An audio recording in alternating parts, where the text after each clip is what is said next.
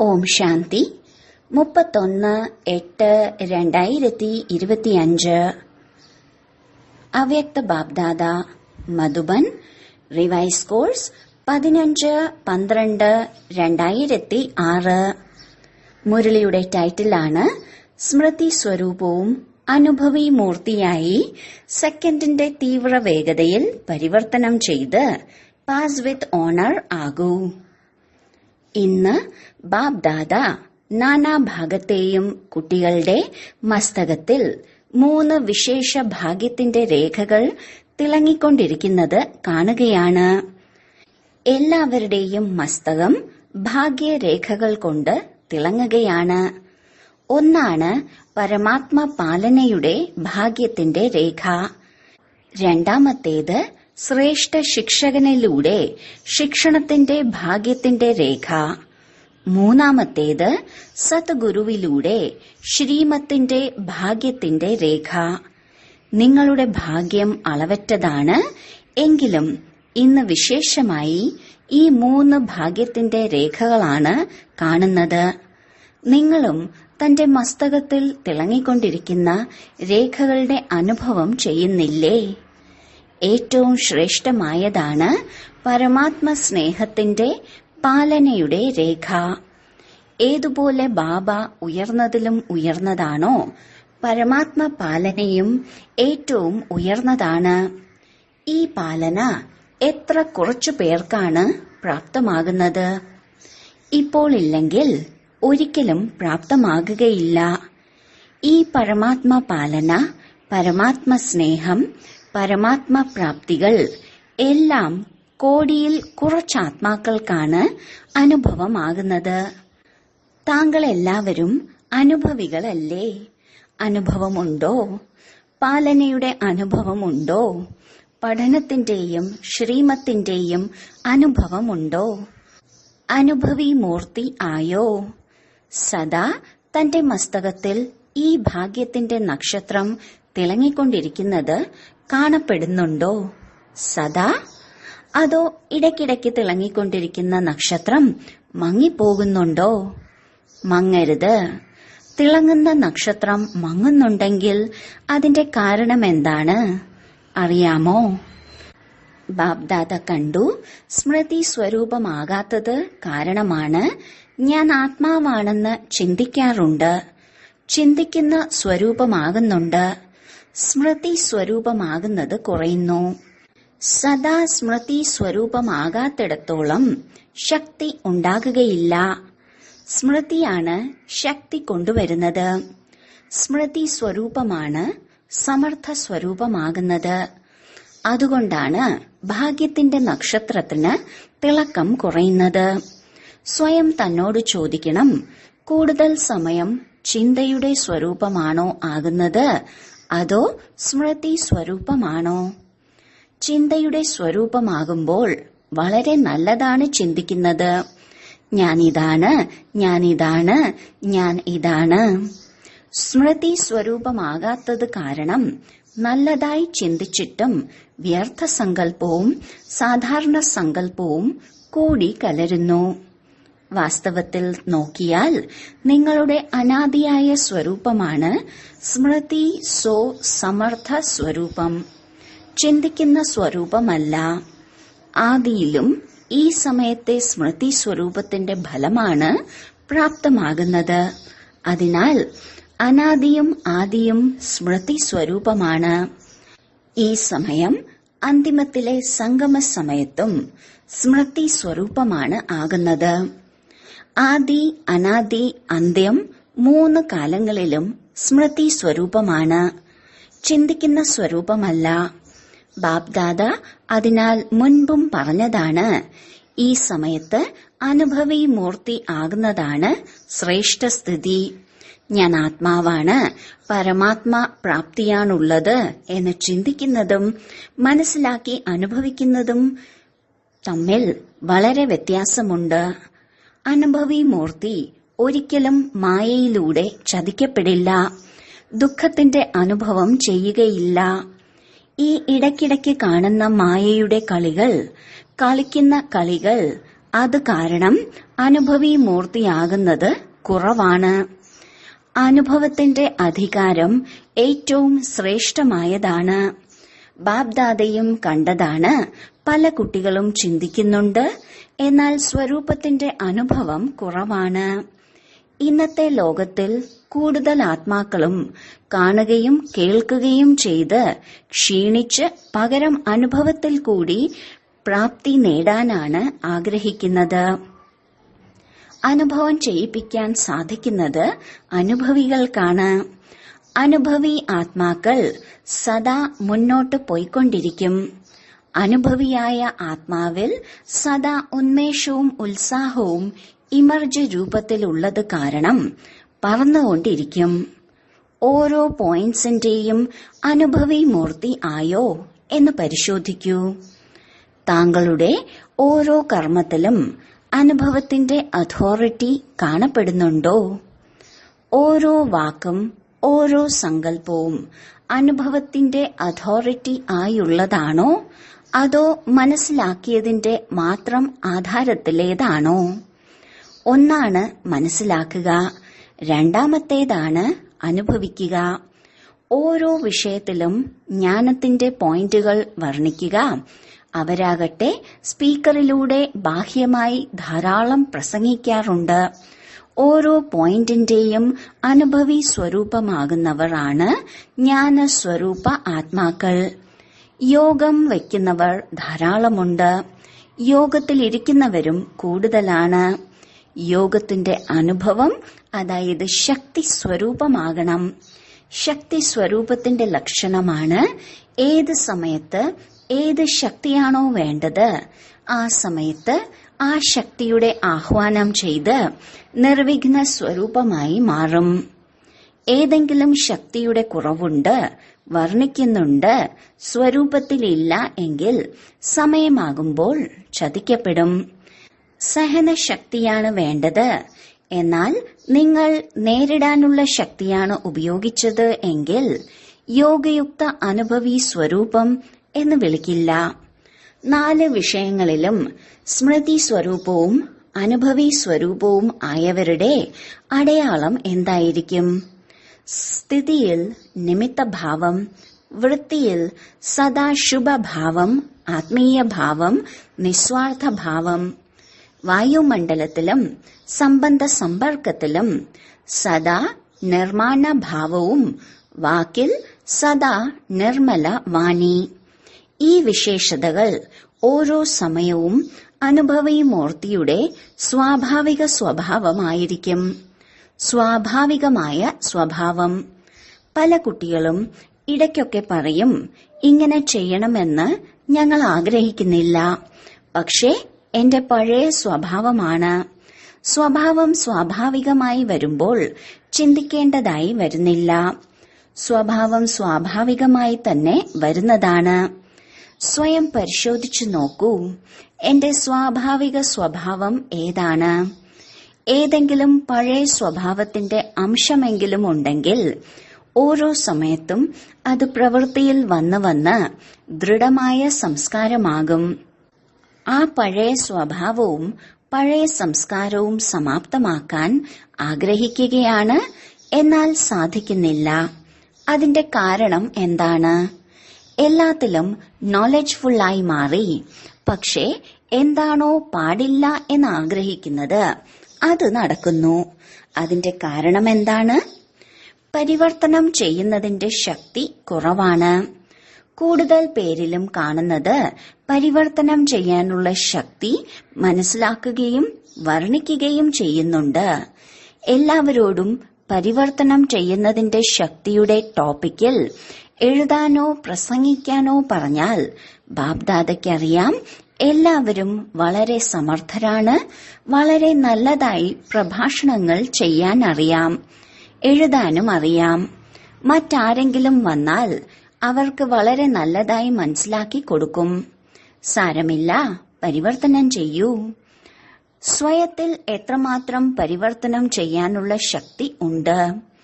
വർത്തമാന സമയത്തിന്റെ മഹത്വം മനസ്സിലാക്കി പരിവർത്തനം ചെയ്യുന്നതിൽ സമയം എടുക്കരുത്.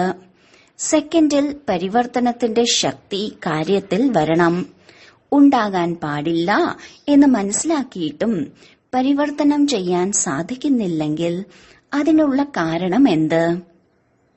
ചിന്തിക്കുന്നു, സ്വരൂപമാകുന്നില്ല.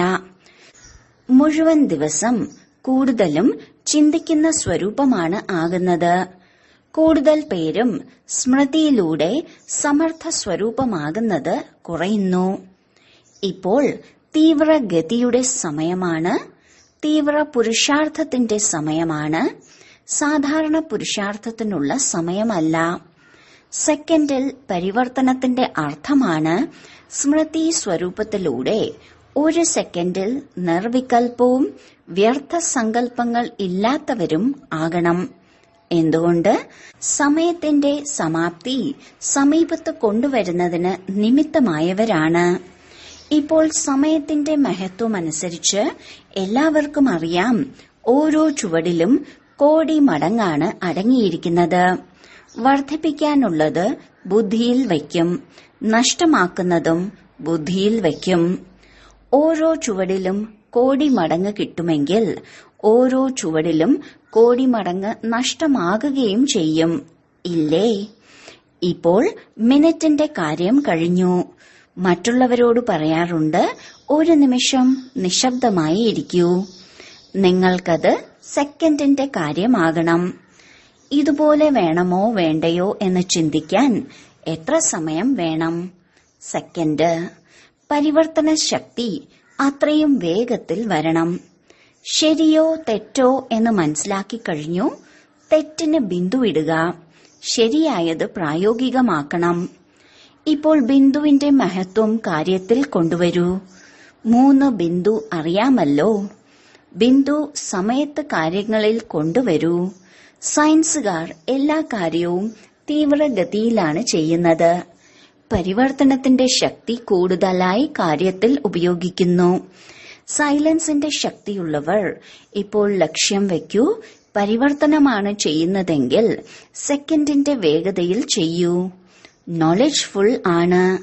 ഇപ്പോൾ ശക്തിശാലി ആകൂ. ചെയ്തുകൊണ്ടിരിക്കുകയാണ്. ആയിക്കൊള്ളും, ചെയ്യാം എന്നല്ല.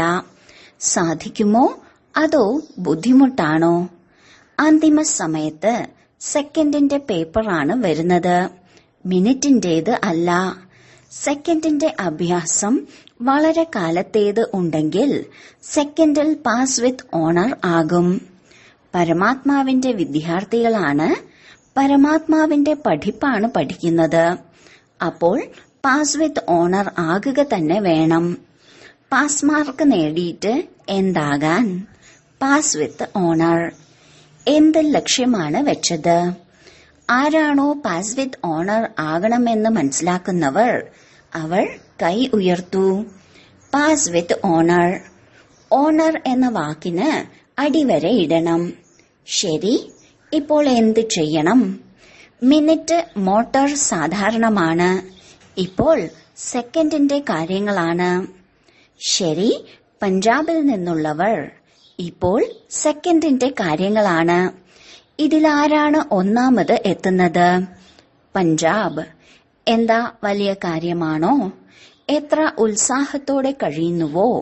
വളരെ നല്ലത് പറയുമ്പോൾ, ഉത്സാഹത്തോടെ പറയുമ്പോൾ, ബാപ്ദാദ കേൾക്കുമ്പോൾ വളരെ സന്തോഷിക്കുന്നു. പറയുന്നു, എത്ര വലിയ കാര്യമായാലും ബാപ്ദാദ കൂടെയുണ്ട്. കൂടെ അധികാരിയാണുള്ളത്. ഇപ്പോൾ എന്ത് ചെയ്യണം? ഇപ്പോൾ തീവ്രമാകണം. സേവനം ചെയ്യുന്നുണ്ട്. സേവനമല്ലാതെ എന്താണ് ചെയ്യുക? വെറുതെ ഇരിക്കുമോ? സേവനം ബ്രാഹ്മണാത്മാക്കളുടെ ധർമ്മമാണ്, കർമ്മമാണ്. ഇപ്പോൾ സേവനത്തോടൊപ്പം സമർത്ഥ സ്വരൂപമാകണം. സേവനത്തിൽ എത്രമാത്രം ഉത്സാഹവും ഉന്മേഷവും കാണിച്ചു? ബാപ്ദാദയ്ക്ക് സന്തോഷമാണ്. ആശംസകൾ നൽകുന്നു. സേവനത്തിന്റെ കിരീടം കിട്ടിയില്ലേ? ബ്രാക്കറ്റിൽ യുവ പാദയാത്രക്കാർ കിരീടം വെച്ച് ഇരിക്കുന്നുണ്ട്. കിരീടം ധരിച്ചിട്ടുണ്ട്. നോക്കൂ, എത്ര നന്നായിരിക്കുന്നു. ഇപ്പോൾ സ്മൃതി സ്വരൂപമാകുന്നതിന്റെ കിരീടം വെച്ച് കാണിക്കണം. യുവാക്കളുടെ ഗ്രൂപ്പ് അല്ലേ? എന്ത് അതിശയം ചെയ്യും. സേവനത്തിലും നമ്പർ 1, സമർത്ഥ സ്വരൂപത്തിലും നമ്പർ 1. സന്ദേശം കൊടുക്കുന്നത് ബ്രാഹ്മണ ജീവിതത്തിന്റെ ധർമ്മവും കർമ്മവുമാണ്.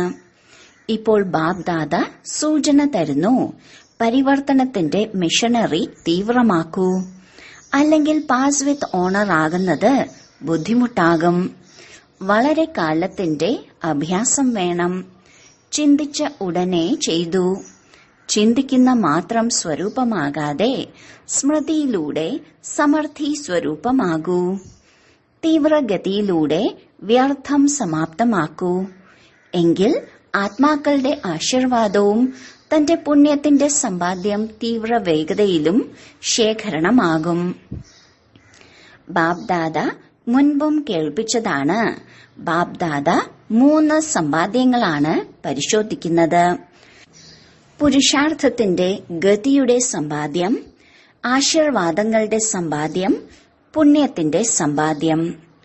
കൂടുതൽ സമ്പാദ്യവും ഇപ്പോഴും കുറവാണ്.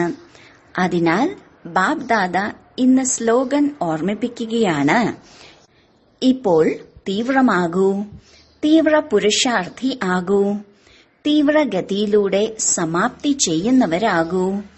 തീവ്രഗതിയിലൂടെ മനസ്സിലൂടെ വായുമണ്ഡലം പരിവർത്തനം ചെയ്യുന്നവരാകൂ. ഒരു കാര്യത്തിൽ ബാബ്ദാദ എല്ലാ കുട്ടികളിലും സന്തോഷവാനാണ്. ഏത് കാര്യത്തിൽ? എല്ലാവർക്കും ബാബയോട് ആത്മാർത്ഥമായ സ്നേഹമുണ്ട്. ഇതിനുള്ള ആശംസകൾ. എന്നാൽ എന്ത് ചെയ്യണമെന്ന് പറയട്ടെ. ഈ സീസണിന്റെ സമാപ്തിക്കുള്ളിൽ ഏതെങ്കിലും തീവ്രഗതിയുടെ അത്ഭുതം കാണിക്കൂ. ഇഷ്ടമായോ? ഇഷ്ടമായോ? ആരാണോ ലക്ഷ്യവും ലക്ഷണവും രണ്ടും സ്മൃതിയിൽ വയ്ക്കുന്നത് അവർ കൈ ഉയർത്തൂ. ഡബിൾ വിദേശികളും വയ്ക്കും, ടീച്ചേഴ്സ് വയ്ക്കും, യുവാക്കളുടെ ഗ്രൂപ്പും വയ്ക്കും, മുൻവരിയിലിരിക്കുന്നവരും വയ്ക്കും. അതിന് കോടി കോടി കോടി മടങ്ങ് മുൻകൂർ ആശംസകൾ. ശരി, ഇനി അഭ്യസിക്കൂ. 1 സെക്കൻഡിൽ നിർവികൽപ്പവും നിസ്വാർത്ഥ സങ്കല്പവുമായി ഏകാഗ്രമാകൂ. ഒരു ബാബ അല്ലാതെ രണ്ടാമതാരുമില്ല. ഈ ഒരു സങ്കല്പത്തിൽ ഏകാഗ്രമായി ഇരിക്കാൻ കഴിയുമോ? മറ്റ് സങ്കല്പങ്ങൾ വരരുത്. ഒരു സങ്കല്പത്തിന്റെ ഏകാഗ്രതയുടെ ശക്തിയിൽ ഇരിക്കൂ. സമയം എടുക്കരുത്. 1 സെക്കൻഡിൽ. ശരി, നാനാഭാഗത്തെയും കുട്ടികൾ ആരെല്ലാമാണോ വിശേഷമായി സ്നേഹസ്മരണകൾ അയച്ചത്, ആ ഓരോ കുട്ടിയും തന്റെ പേരിനൊപ്പം സ്നേഹസ്മരണകളും ഹൃദയത്തിൽ നിന്നുള്ള ആശീർവാദവും സ്വീകരിക്കണം. ബാബ്ദാദ കാണുന്നുണ്ട്, എല്ലാവരുടെയും മനസ്സിലുണ്ട് ഞങ്ങളുടെ ഓർമ്മ, ഞങ്ങളുടെ ഓർമ്മ. നിങ്ങൾ സങ്കൽപ്പിക്കുമ്പോൾ ആ സമയത്ത് തന്നെ ബാബ്ദാദയുടെ അടുത്ത് എത്തിച്ചേരുന്നതാണ്. അതിനാൽ സർവ കുട്ടികൾക്കും ഓരോരുത്തരുടെയും പേരും വിശേഷതയും ചേർത്ത് സ്നേഹസ്മരണകൾ നൽകുന്നു. എല്ലാ സദാ സ്മൃതി സ്വരൂപവും സമർത്ഥ സ്വരൂപവും അനുഭവ സ്വരൂപരുമായ ശ്രേഷ്ഠ കുട്ടികൾക്ക് സദാ ശുഭമായി ചിന്തിച്ചത് ഉടനെ ചെയ്യുന്നത് ആരാണോ, ഏതുപോലെ പെട്ടെന്നുള്ള ദാനത്തിനാണ് മഹത്വമുള്ളത്, അതുപോലെ പെട്ടെന്നുള്ള പരിവർത്തനത്തിനാണ് മഹത്വമുള്ളത്.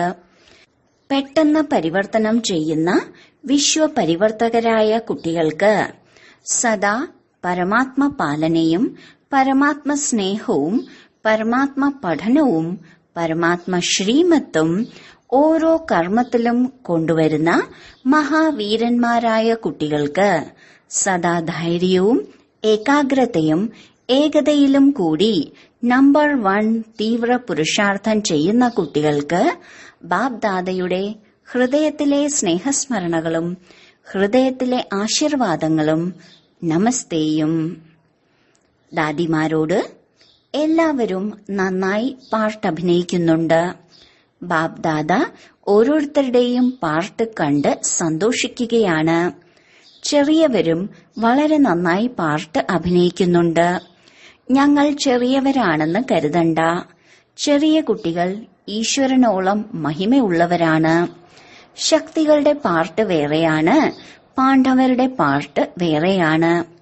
പാണ്ഡവരില്ലെങ്കിൽ കാര്യം നടക്കില്ല, ശക്തികളില്ലെങ്കിലും കാര്യം നടക്കില്ല. അതിനാലാണ് ഭാരതത്തിൽ ചതുർഭുജത്തിന്റെ ഓർമ്മചിഹ്നമുള്ളത്. രണ്ടു കൂട്ടരും നന്നായി പാർട്ട് അഭിനയിക്കുന്നുണ്ട്. ഇപ്പോൾ വേഗത കൂട്ടണം. ഇടയ്ക്കിടയ്ക്ക് കുറച്ച് പതുക്കെയാകുന്നുണ്ട്. ഇപ്പോൾ പതുക്കെ പോകാൻ സമയമില്ല. വ്യത്യസ്ത കാര്യങ്ങൾ നടന്നുകൊണ്ടിരിക്കും. നമ്മൾ കാര്യങ്ങളുടെ രഹസ്യം മനസ്സിലാക്കി രഹസ്യയുക്തരും യോഗയുക്തരും സ്നേഹയുക്തരും സഹയോഗയുക്തരുമായി നടക്കണം. നല്ലതല്ലേ? ദാദിജിയോട് വളരെ നല്ലതായി ഇരിക്കുന്നില്ലേ? നോക്കൂ, എത്ര പേരാണ് വന്നിട്ടുള്ളത്. എല്ലാവരും എന്തിനാണ് വന്നത്? താങ്കളെ കാണാൻ വന്നതാണ്. ബാബ്ദാദയെ കാണാൻ വന്നതാണ്. ഒപ്പം ദാദിമാരില്ലെങ്കിൽ രസമില്ല എന്ന് പറയും. നിങ്ങൾ എല്ലാവരും ഇല്ലെങ്കിൽ രസകരമല്ല. വരദാനം: സ്മൃതിയുടെ സ്വിച്ചിൽ കൂടി സ്വാമംഗളവും സർവരുടെ മംഗളവും ചെയ്യുന്ന സിദ്ധി സ്വരൂപരായി ഭവിക്കട്ടെ. സ്ഥിതിയുടെ ആധാരം സ്മൃതിയാണ്. ഈ ശക്തിശാലിയായ സ്മൃതി ഉണ്ടാകണം. ഞാൻ ബാബയുടേതാണ്, ബാബ എന്റേതാണ്. ഈ സ്മൃതിയിലൂടെ സ്വയം ശക്തിശാലി ആയിരിക്കും, മറ്റുള്ളവരെയും ശക്തിശാലി ആക്കും. സ്വിച്ച് ഓൺ ആക്കുമ്പോൾ പ്രകാശം പരക്കുന്നതുപോലെ ഈ സ്മൃതിയും ഒരു സ്വിച്ച് ആണ്. സദാ സ്മൃതിയാകുന്ന സ്വിച്ചിൽ ശ്രദ്ധയുണ്ടെങ്കിൽ സ്വയത്തിന്റെയും സർവരുടെയും മംഗളം ചെയ്തുകൊണ്ടിരിക്കും. പുതിയ ജന്മത്തിൽ പുതിയ സ്മൃതികൾ ഉണ്ടാകും. പഴയ സ്മൃതികളെല്ലാം സമാപ്തമാകും. ഈ വിധിയിലൂടെ സിദ്ധി സ്വരൂപത്തിന്റെ വരദാനം പ്രാപ്തമാകും. സ്ലോഗൻ: അതീന്ദ്രിയ സുഖത്തിന്റെ അനുഭൂതി ചെയ്യുന്നതിനായി തന്റെ ശാന്ത സ്വരൂപ സ്ഥിതിയിൽ സ്ഥിതി ചെയ്യൂ. അവ്യക്ത സൂചന: സഹജയോഗി ആകണമെങ്കിൽ പരമാത്മ സ്നേഹത്തിന്റെ അനുഭവി ആകൂ. ബാബ്ദാദ പ്രേമത്തിന്റെ ബന്ധനത്തിൽ ബന്ധിതനാണ്. മോചിതനാകാൻ ആഗ്രഹിച്ചാലും ആകാൻ കഴിയില്ല. അതിനാലാണ് ഭക്തിയിലും ബന്ധനത്തിന്റെ ചിത്രം കാണിക്കുന്നത്. യഥാർത്ഥത്തിൽ അവ്യക്തമായിരുന്നിട്ടും സ്നേഹത്തിന്റെ ബന്ധനത്തിൽ ബന്ധിതനാകേണ്ടി വരുന്നു. വ്യക്തത്തിൽ നിന്ന് മോചിപ്പിച്ചിട്ടും മോചിതനാകാൻ കഴിയില്ല. ഈ പ്രേമത്തിന്റെ ചരട് വളരെ ദൃഢമാണ്. അതുപോലെ പ്രേമസ്വരൂപരായി പരസ്പരം പ്രേമത്തിന്റെ ചരടിൽ ബന്ധിക്കപ്പെട്ട് സമീപ സംബന്ധവും സ്വന്തവുമാണെന്നുള്ള അനുഭൂതി ചെയ്യിക്കൂ. ഓം ശാന്തി.